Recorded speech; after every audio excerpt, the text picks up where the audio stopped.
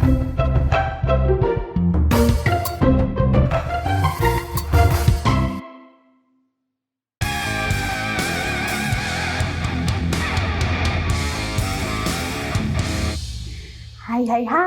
Assalamualaikum warahmatullahi wabarakatuh. Halo kawan cerita, jumpa lagi di podcast Paskalibah, program asik siniar kenali perubahan bersama saya Reni Agustini.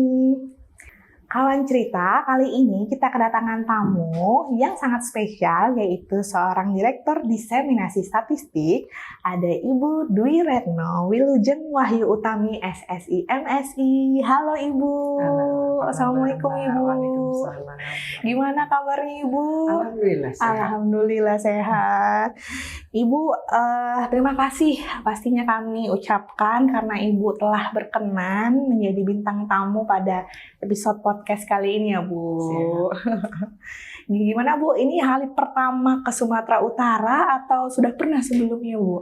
Zaman dulu pernah ya. Zaman dulu Pak, tapi ke Kuala Namu baru ini. Kuala Namu baru ini. Oh iya Bu, dulu masih di Kolonia berarti ya Bu.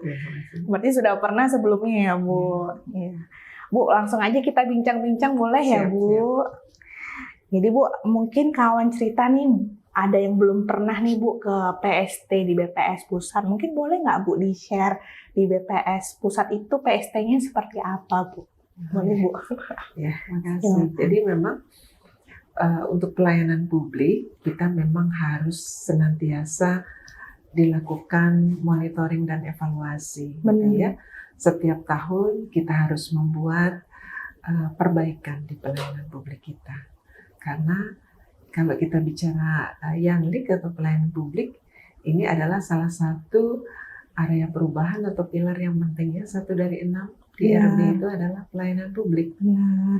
Karena itu setiap tahun juga kita harus melakukan FGD dengan pengguna data, dengan konsumen, supaya kita bisa mengetahui saat ini ada perubahan apa, ada keinginan konsumen apa yang baru, ada kebutuhan data apa yang diharapkan oleh konsumen. Nah, dari hasil FGD itu kita melakukan perbaikan. Dan alhamdulillah sekarang PST di BPS Pusat itu sudah dilakukan perbaikan fisik begitu ya. Artinya seluruh layanan publik, misalnya dari mulai PST atau perpustakaan yang ada di Gedung 21, kemudian PPID tadinya di Gedung 1, kemudian LPSE yang di Gedung 4 gitu ya. Semua layanan publik itu sudah disatukan di Gedung 2 ya, di Gedung 2. 1 lantai itu sudah dijadikan 1. Jadi artinya area pelayanan publik itu sudah 1 di sana. Jadi tidak ke ruang kerja dan lain-lain gitu. Dan termasuk juga di PST-nya itu juga kami lakukan perbaikan ya. Artinya secara fisik tata ruangnya juga kami buat lebih nyaman, lebih modern, begitu ya. Dan juga kami tidak hanya memperbaiki layanan secara fisik, tetapi juga layanan online. Karena kan seperti kita ketahui, tidak hanya di pusat pastinya, tetapi juga di PST, BPS, provinsi dan kabupaten kota, layanan fisik semakin menurun, tetapi layanan online semakin meningkat. Sehingga kualitas layanan itu juga harus terus dilakukan monitor dan diperbaiki.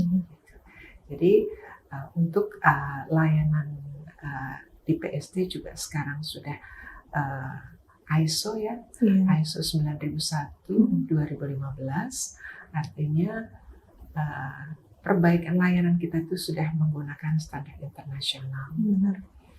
Dan tahun ini 2024 karena sudah tahun ketiga, jadi di PST BPS Pusat sudah melakukan resertifikasi ISO. Sedangkan untuk 5 BPS provinsi yang nilai PP-nya sudah prima, di tahun 2001 dan 2002. 5 provinsi itu tahun lalu sudah dilakukan ISO juga. Sudah berhasil, dan tahun ini audit surveillance. Sementara untuk yang baru, 10 provinsi kami ambil dari nilai PEK-PP yang terbaik. Itu juga kami lakukan proses sertifikasi ISO di tahun 2024 ini.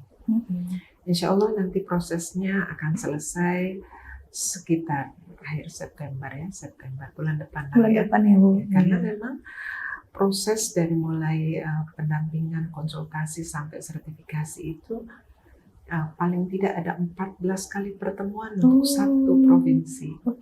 Sedangkan kita harus mendampingi 10 provinsi. 10 provinsi didampingi untuk sertifikasi, 5 provinsi didampingi untuk proses audit, dan pusat resertifikasi.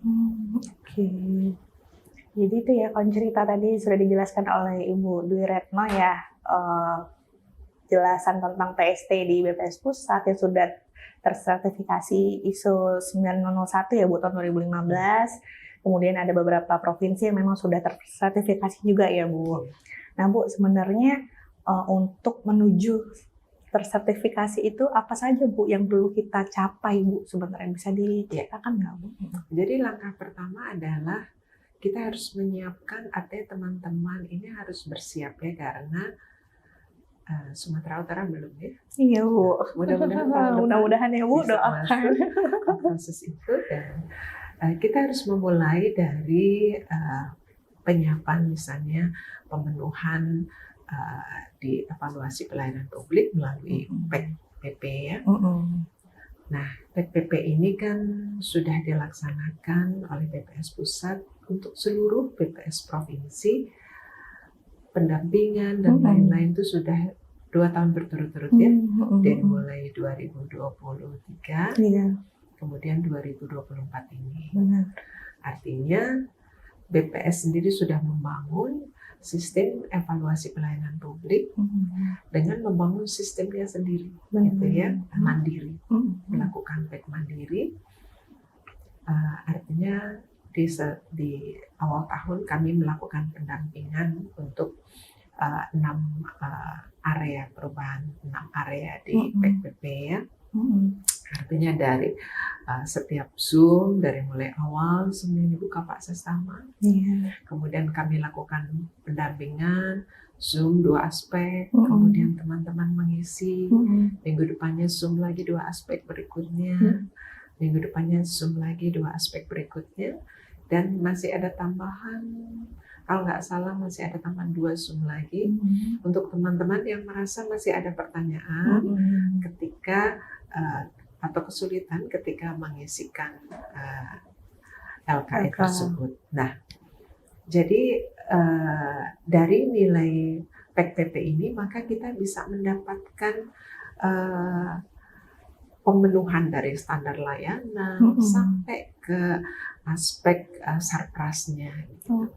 Nah, dari situlah kita bisa melihat sebetulnya capaian di pelayanan publik kita, pemenuhannya itu sudah seperti apa.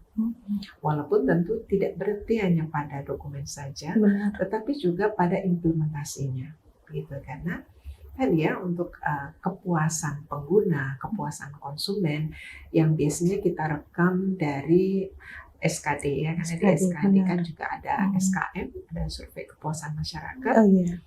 Dan mulai tahun 2024 ini juga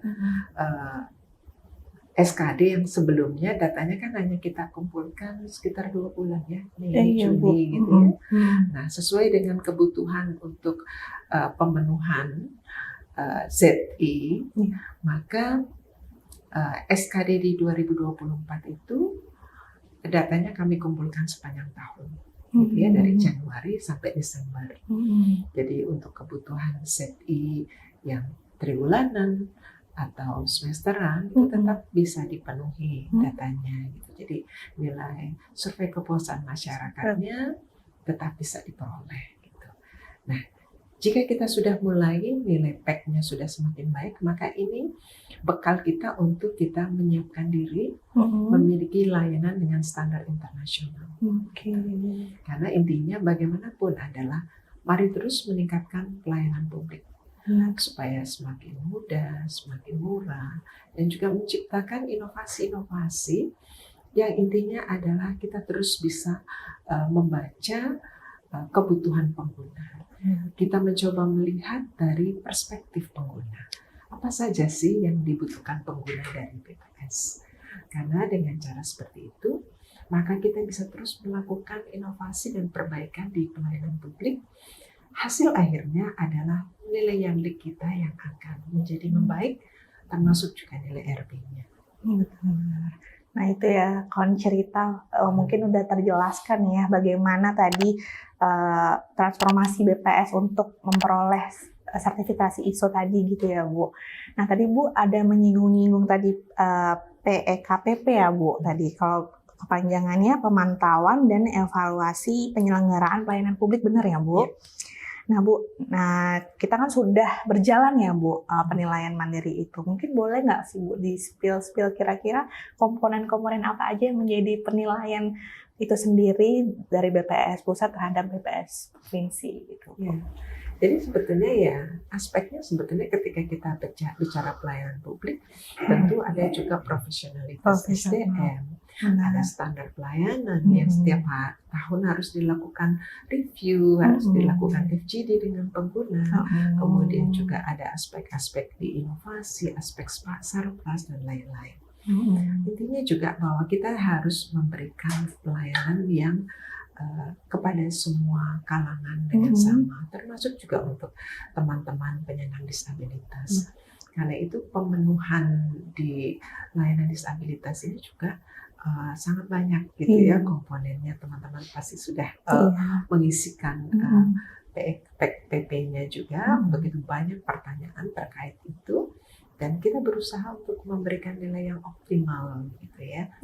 Jadi ketika kita bicara di pemenuhan aspek-aspek di pelayanan publik, sesungguhnya kita tidak hanya melakukan evaluasi untuk pelayanan Menpan, karena pelayanan publik ini juga dinilai oleh Ombudsman RI. Ya. Jadi Ombudsman ini juga memberikan assessment atau penilaian setiap tahun. Dan komponen yang dinilai juga sebenarnya tidak jauh berbeda. Jadi apakah ada maladministrasi, misalnya ya, apakah ada misalnya saja hak pengguna itu adalah untuk mendapatkan layanan yang sama. Kalau harus antri, ya harus semua antri. Harus dilayani dengan sama baik, ya harus layani sama-sama baik. Artinya ketika ada seseorang yang harusnya antri tapi tidak antri, itu sudah masuk ke dalam melanggar maladministrasi.